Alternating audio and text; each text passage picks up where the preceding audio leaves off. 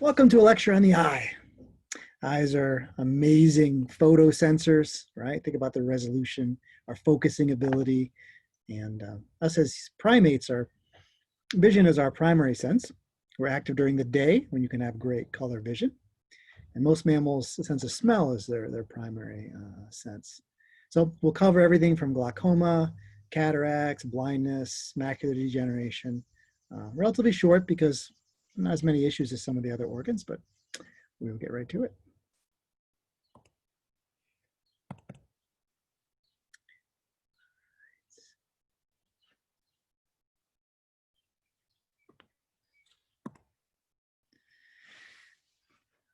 She's got great eyes, I love that. So just some brief review. You know that you have your two eyeballs sit in this orbit that's filled with fat, and you have extraocular muscles, extrinsic muscles that move the eyeball around. Pretty well protected by this bony circle. Whole bunch of skull bones, right, make that orbit. And the muscles are delicate. They have, their motor units are really small. So we have these, think about not only, let's say you're following something that's moving. I mean, both eyes need to track it. And so, you know, if you're looking here, you have different muscles working in the two eyes. And so amazing, right? And you know, they're connected back there. Remember taking a look at the eye, so your pupils will dilate or constrict on both sides if everything is normal. And taking a look at this view, you can see the globe of the eyeball.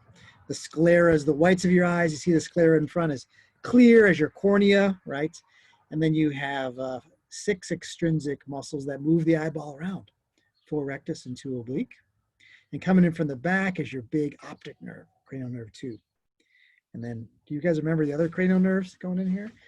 Most importantly, oculomotor, number 3, that does moves the lens and the iris and 4 of those muscles. And the other 2, trochlear and abducens. They're going to move superior oblique and lateral rectus, respectively. I'm not going to test you on that again, but hope you know. And that's kind of freaky there. But yeah, these you have 3 layers. The sclera, the toughness, the white, lots of connective tissue, meaning lots of collagen fibers. And then up front, it becomes clear as that cornea. And I call the second layer the choroid layer, although your text calls it the uveal layer. And that makes up the dark back of your eye with all the blood vessels. And up front, it's going to make that ciliary body that's going to have muscles in it that's going to control your lens. And then in front, the colored portion of your eye, the iris. And that ciliary body will also be producing the aqueous humor, the fluid in the front of your eye. And then the most sensitive layer is your retina on the back that has all your rods and cones. Yeah, taking a look, you can see how much that your cornea bulges out. Actually provides a lot of the refractive power of focusing beside your lens. And your lens, of course, is suspended by these little delicate suspensory ligaments going all the way around. It's a circle. So that when the muscles contract, ciliary muscle contracts, the lens balls up and it has more refracting power and you can focus up close. If you look into the distance, the muscles relax and your lens actually flattens more. Yeah, and you can have, if you have severe head or eye injury, you can have these sensory ligaments break and you have a lens that's floating there. You can have the retina detach back there, also not good. And then the anterior cavity is filled with this watery fluid that's formed and goes over the lens through the pupil into this anterior chamber, and then it gets reabsorbed along the periphery by these veins. So that's important for glaucoma. I'll get to that. And then back here, this posterior cavity is filled with a clear jelly, vitreous humor. And that retina is just held back by the pressure of the vitreous humor there. And of course, you have this blind spot where the optic nerve leaves. Oh, yes. And the blood vessels come in and they're very delicate back there. So the cornea, beautiful, you see that. That can be scratched easily. There's a lot of nerves on the cornea. And then not coating the cornea, but coating the sclera, and then the inside of your eyelids is the conjunctiva. So see this darkness here? I'll color it in. So it covers over, starting around the margin of where your cornea is, It covers the whites of the eyes, and then it goes in the inside of your eyelids too. And you get conjunctivitis or pink eye, which we'll talk about. The lens, just amazingly, that it's clear, it has cells that grow along the outside, has a little thin capsule on it, but it has ligaments around it, these strings that will pull on it to change its shape. So we have a flexible lens. Your camera works by moving the lens forward and backwards, but we focus or accommodate by changing the shape. Pretty cool. And the iris is the colored portion of your eye. We'll talk about eye color and AMP. And then that is going to change shape. With sympathetic stimulation, your pupil gets bigger. You have these radial muscles open it up. Parasympathetic, these circular muscles constrict it. So in bright light, it constricts. And then the retina. When you take a look in here through an ophthalmoscope into your eye, you see this view. And the optic disc shows up and all the blood vessels will originate from that region. And then the macula will be this spot, and that's where you have all cones. That's where when you look at something, that has the greatest amount of focus. So I'm looking at this pointer, it's clear, but everything else, if I pay attention, is kind of not in focus. It's much blurrier, because then I'm trying to, the cones have much greater visual acuity. There's more of a 1-to-1 ratio with the nerves. You can tell where every part comes. The rods are more scattered. It's really good for black and white, but it doesn't give you that same sharpness. And so that's what we do. We turn our gaze to what we want to focus on, and everything else becomes a little blurry. And in that macula, that spot, macula means spot, right? The fovea is a little depression right in the center. And that's actually your best visual acuity right there. And no blood vessels go over this. The blood vessels stop around there, because blood vessels would interfere with that sharpness too. All right, the aqueous humor, again, you can see this nice illustration here. It's produced. It's a watery fluid. And then the lens, it doesn't have any blood vessels in it, so it depends on oxygen and nutrients and waste being carried by this watery fluid. And then it goes through your pupil to this anterior part, and that will cause that bulging of the cornea, and it needs to be reabsorbed. Canal Schlemm, or has another name too, all the way around is going to absorb that aqueous fluid. So you're constantly making it fresh, and then it gets absorbed, just like cerebrospinal fluid around your brain. Then the lens sits back here, and you can see it's kind of like pushing back on that vitreous humor, just kind of floating there with these ligaments around it. And the vitreous humor, you remember your eye, cow eye dissection, that gooey stuff that fell out? Yeah. And that can get floaters in it with age too. You can get imperfections, and you can see those. Can't really get rid of those. Well, you can get rid of it, they can suck them out. I'm saying if you have them, wherever you look, you see these little issues in there. All right, let's get to some problems. Most commonly, we talk about decrease in visual acuity, your inability to see sharply. So we use standard eye test, Snellen and eye test for that. Macular degeneration, you can see as you get older, it's a very common problem, and that's the middle. If it starts degenerating, then you can't see, and you can see around periphery, which is not as sharp. Refractive errors with your, it could be your cornea or your lens. So myopia, short-sightedness, or having a farsightedness. Presbyopia is with age-related. You can't accommodate or change the shape of your lens. That's the main problem. It kind of gives up.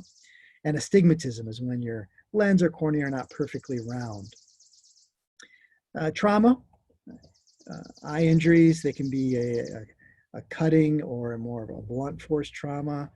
Yeah, the book talks about when you get blunt force, it's almost that release of that pressure that causes some of those structures, like your retina can pull away and things like that. So if you have eye issues, you go right to the doctor, right? Because they can quickly be, you can't change anything. You got to get it quick. Yeah. And then of course, pink eye. Conjunctivitis is common, especially among kids. Strabismus is when you have eyes are not focused, and this usually is congenital. One eye is kind of looking off, and so you can't make a nice image with both eyes in your brain. Get that early. Cataracts are when the lens becomes opaque. Usually it's age-related as well. And then glaucoma is too much pressure in your eye. It pushes back on the retina and causes blindness. The problem with this is you don't notice this pressure. That's why it's so important to get your eyes checked. So if you decrease visual acuity, let's say the macula degenerating, you have cloudy lens, you could have vascular diseases, you'll see hypertension, diabetes causing problems with the blood vessels. And again, short-sightedness or farsightedness could be several issues there. They can test for your visual field, put a machine and put lights in. When you can't, places you can't see it, they can map that out and say, oh, okay, you have an issue there. Pain, of course. Yeah, infections, pink eye, itchiness, pain, definitely. Blurred vision. Many things could be causing this, definitely. And papilledema is when you take a look inside, look at the retina, and you notice that the optic nerve is swollen. So it's a way we can look at intracranial pressure kind of quickly. We can take a look and see that optic nerve, because that's really part of it. It's intracranial, and it leaves and it gets into the eye socket, and then it's extracranial. Photophobia, fear of light, but really it's kind of light causes you pain and sensitivity. And then nystagmus is this flickering eye movements. And several reasons for that usually has to do with something in your brain causing this flickering. So what kind of tests? Of course, you can have the Snellen eye chart. You should all understand what that means. That means that this level here, 20/20, it means you stand 20 feet away. You do each eye independently. That means you can see at 20 feet what the average person can see at 20 feet. When you see 20/40, whenever the fraction's small, it's bad. That means you can see at 20 feet. An average person can step back 40 feet and see the same amount. Yeah. And you can have better vision. 20/10 means you see at 20 feet, it takes a normal person has to walk up to 10 feet. Get the idea? Right. So that tells you your vision compared to a normal person, 20 feet is just the standard. So the numbers don't mean anything other than we do it at 20 feet and what's a normal person see at 20 feet. Yeah. So the visual field test, as I mentioned, you can get on a machine and they can see where your blind spots are. There should always be a blind spot. Remember the optic nerve leaves? But otherwise there shouldn't be. And if you look like this, you're going to start to notice when you have big parts of your eye are blind. But it's amazing your mind fills it in. So you may not notice this until it's well progressed because your mind's an amazing thing. The blind spot, you can't see it, right?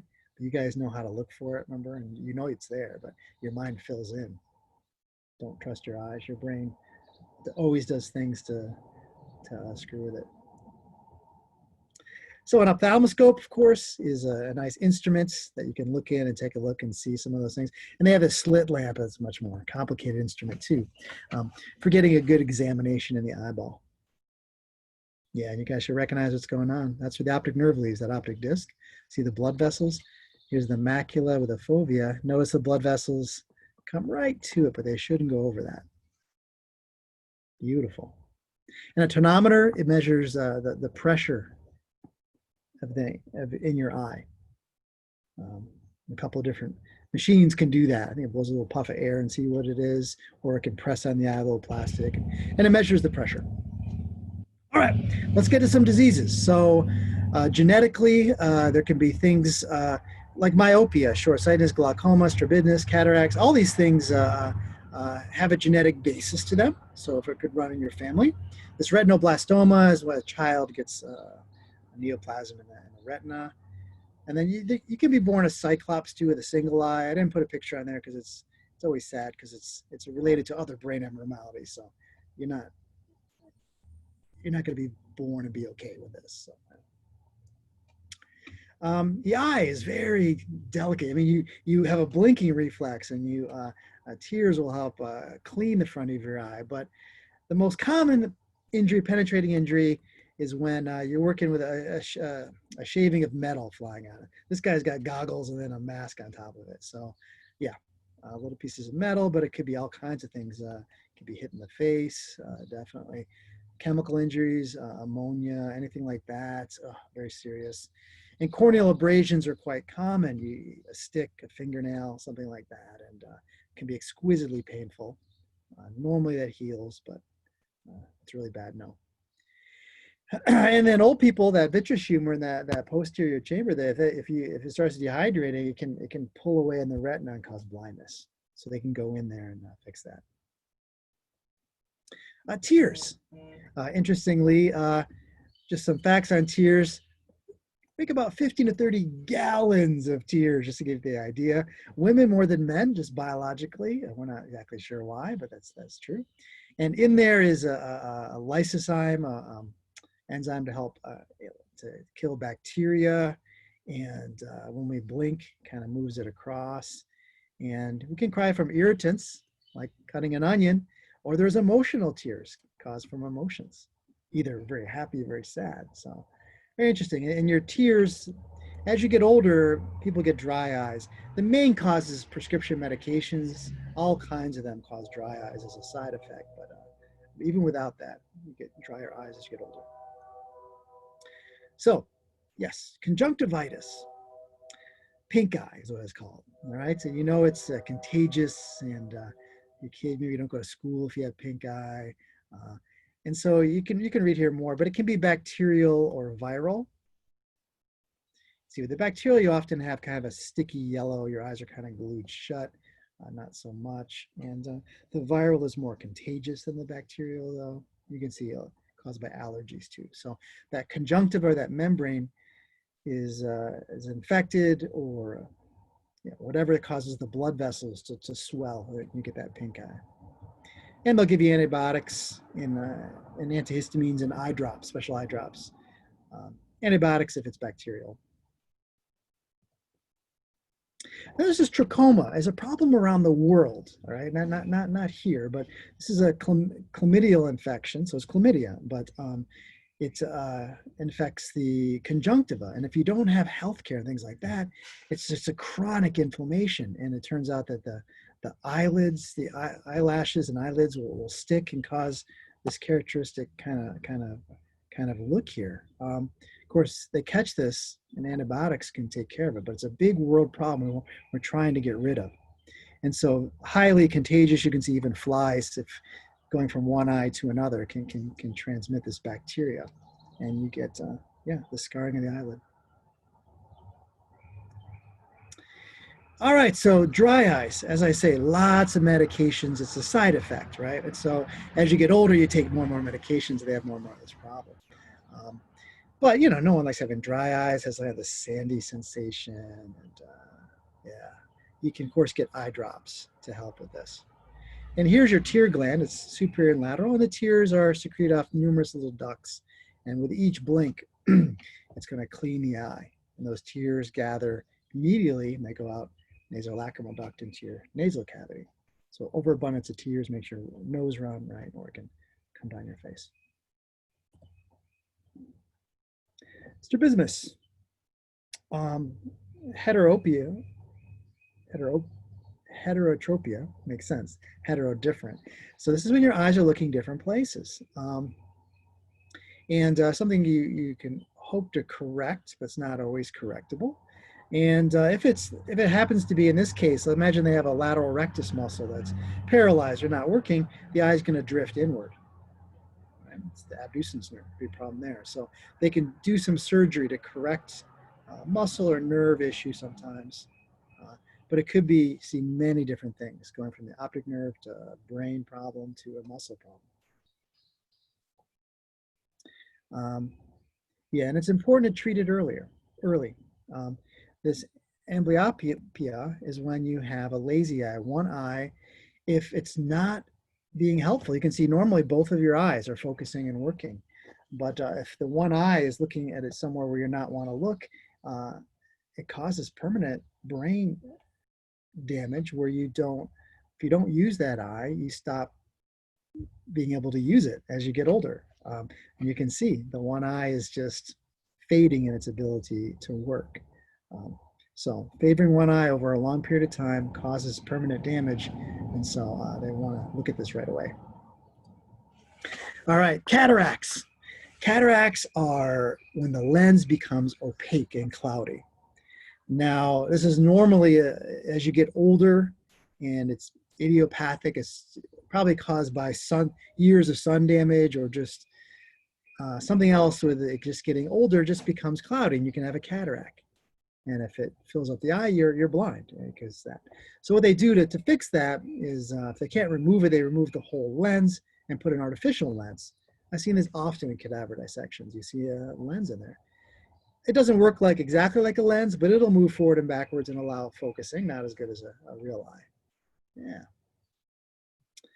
Let's see, more common if you have diabetes, most develop slowly, right?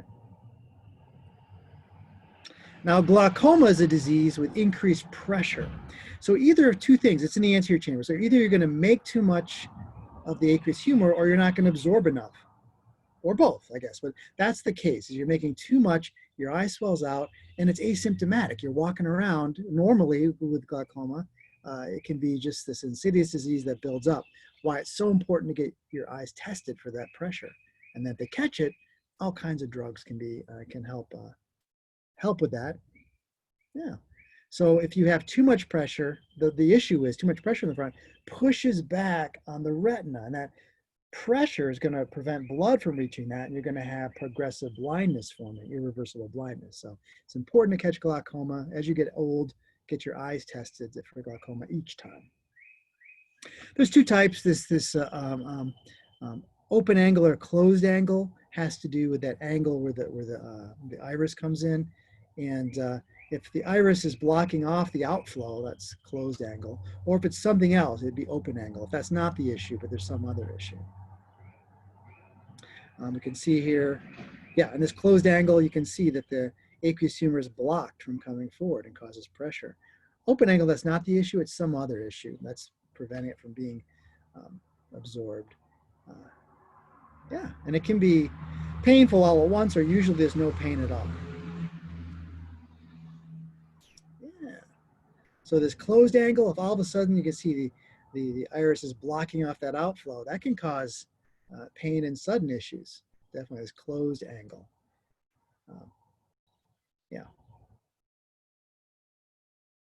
Right. And so secondary glaucoma, yeah, is something where it's caused, maybe you have the lens is dislocating or an infection there that's going to cause this to happen. Primary is just going to be something that just forms kind of not by some sudden acute kind of injury like that. They diagnose it, of course, by a tonometer. It's an old-fashioned one, different types to see what the pressure is in there. And this is kind of a simulation of what it would be, where you lose your visual field as that pressure pushes on your retina over time. Treatment, various drugs, carbonic anhydrase inhibitors, beta blockers, anticholinergic or antinergic. All these things work. Mostly these work by decreasing the output of aqueous humor. Smoking marijuana often is glaucoma treatments. All right, I'm from glaucoma. Hypertensive retinopathy. It means high blood pressure is causing pathology of your retina. And it has to do with the vessels. We've seen how hypertension is just putting its fingers into all these diseases, isn't it? But here, the little vessels in your eye, the very delicate ones, hypertension is going to cause them to have sclerosis and to close up. And so you'll see a lack of oxygen to part of your retina, little bleeds, and then these little cotton wool spots. You'll see this. If the axon is not moving things along, then they build up. And so you have this buildup of materials that give you this kind of a spotting look when you see it. Yeah, look at that. Not even notice. If you don't get eye exam, not even notice. And of course, it's treated by lowering that blood pressure. I'll show you a picture here. So see these little flame hemorrhages that are coming out of the vessels. And then this vessel has been narrowed. And then these little white spots characteristic of that. So again, irreversible. If you don't, you got to keep up on this. When you first see it, you'll be able to treat it. Macular degeneration, a great cause of blindness in the elderly. And as it sounds, that macula, which has all the cones, or your best vision, is degenerating. There's a wet and a dry type. If blood vessels form, it can pull it away. There's different types. But take a look here. Yeah, 33%, a third of people over 75. So a huge problem. And can you imagine what's going to happen is that if your macula degenerates, that's what it's going to look like. You're losing the best part of your vision. All of a sudden you can see just the periphery. Yep, so a big issue, macular degeneration. Now with diabetes, again, diabetes and hypertension, you can see that has, because it affects blood vessels, it's going to affect a lot of different organs here. And so, yeah, you're going to see retinal disease here. You're going to see a lot of abnormal blood vessel growth. Look at a little aneurysm. Yeah, definitely. Most advanced lesions cause retinal detachment and vitreal hemorrhage. Yeah. So they can go in there, in fact, fix these little things with lasers and such. But with diabetes, blindness is one effect. Yeah, take a look at this. You can see all that's going on. I see a lot of extra vessels. Yeah, I see an aneurysm where it's ballooning up. All these things, if you're diabetic, these are things to look out for. All right, just talking about problems with your accommodation or focusing. To be myoptic is to be nearsighted, not to look in the distance. And in this case with the eye, the focus is not here on the retina where it should be. Imagine you're trying to focus a movie screen, but it's in front of it. So you can correct for this. Well, you can correct it with glasses and such, but your body, I mean, the lens itself will try to if you can relax enough to focus it back there. But if you just can't, things look out of focus when you start looking at new things. So often in childhood, and you'll see it often stabilized. It's true. When you look at this, you know, glasses early on, and then you're okay with it for a while. Yep, tends to be familial. Yep. And there's some idea of kids, you know, on their phones and looking so close all the time relating to this. And there's even some research showing that if you really study a lot, or you read a lot, it's going to cause your eye to be, it's cause eye issues too. So don't study too much. Kidding. And then hyperopia is the opposite. The image is focusing behind the retina. If you have a small eyeball, some of this is just anatomical, a large or small eyeball, you know, it's going to depend where you're going to focus that on. And presbyopia means old man eyes. And over years, your lens becomes less flexible, so it can't accommodate as well. You really notice this, personally, I can speak to this, when you start reading the newspaper further and further away. So that near point where you focus, you can't see things close up, you put it away. Particularly a problem in dark restaurants, reading menus. That sounds familiar, huh, to me? Because also bright light will help you focus as well, because when the pupils are smaller, it allows you to give you a greater depth of field. So yeah. So presbyopia as you get older. Yeah. So both of these things can be treated with glasses, reading glasses. It depends on the shape of the lens, depending on what your issue is. And also this LASIK surgery. And yeah, you guys maybe looked into it. Lindsay looked into it. And if you look online, you can hear some horrid stories where things go wrong. And her ophthalmologist says, do not do it, absolutely for no reason. And then I have friends that said, it's the best thing I've ever done. You need my glasses anymore. So isn't that amazing? So it's a newish surgery. I say newish. I don't know how long it's been around, but it's been a while now. But yeah, you want to really think about, do you want this laser corrective surgery? How long it could last? But it goes in actually, you can shave off your lens, you can change the shape of it or your cornea. Astigmatism is when either your lens or your cornea is not perfectly circular. Usually it's kind of football shaped. And so we use this kind of a thing in my lab to take a look at one eye at a time. You look at the middle and you focus on the periphery. And if you have an astigmatism, some parts will be in focus, usually across from each other, and some the opposite direction will not. The lines will look blurry or bent or something like that. So very, very common. Now they have, you know, of course they can put a machine on and they can map the whole shape of your eyeball. They get really good at this to make the corrective lenses work out well for you. Yeah. So sadly, this retinoblastoma is, children are born with this cancer in the eyeball, in the retina. And usually it involves enucleation, removing the eyeball. They remove the eyeball, they leave the muscles, and they can put an artificial eye in there. You can see, can't even really tell, although they're blind in one eye. So yes, retinoblastoma, sad.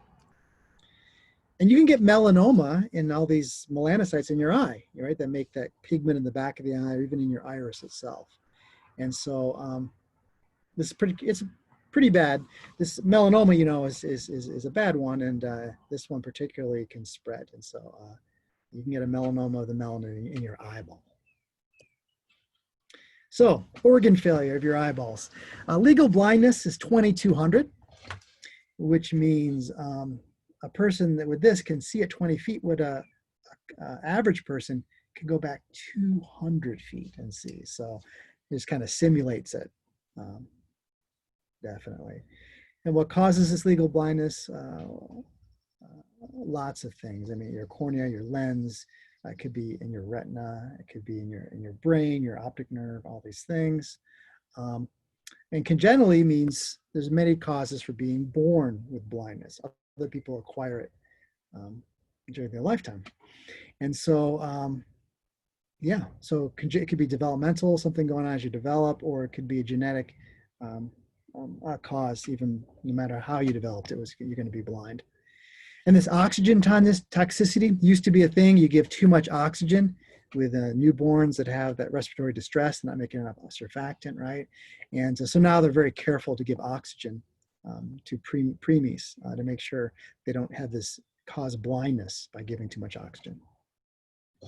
All right, so lastly, blindness, looking at, talks about some causes in developmental or genetic, but glaucoma can cause blindness, right? Diabetic retinopathy, that trachoma was that chlamydial disease, it can in your eyeball. Macular degeneration, a big cause in the elderly, and cataracts can cause blindness too. So all these things, most importantly, is to get routine exams to check for all these. And if you catch it early, you can really do a lot of things. That macular degeneration, I remember my dad was talking about, you put a needle through your eyeball and get the drug right there. That takes, if you're afraid of needles, that's the apex, right? Is doing that. So that's the key, is as you get older, is to get regular eye exams. And sometimes, there's nothing that can be done, but many cases, if you let glaucoma go too long, macular degeneration go too long, it causes blindness, which you see in the elderly from age. All right, that's it for the eye. Fascinating, all these things that can go wrong. It's fascinating how it works too. You guys study that in A&P. So, all right, that is it.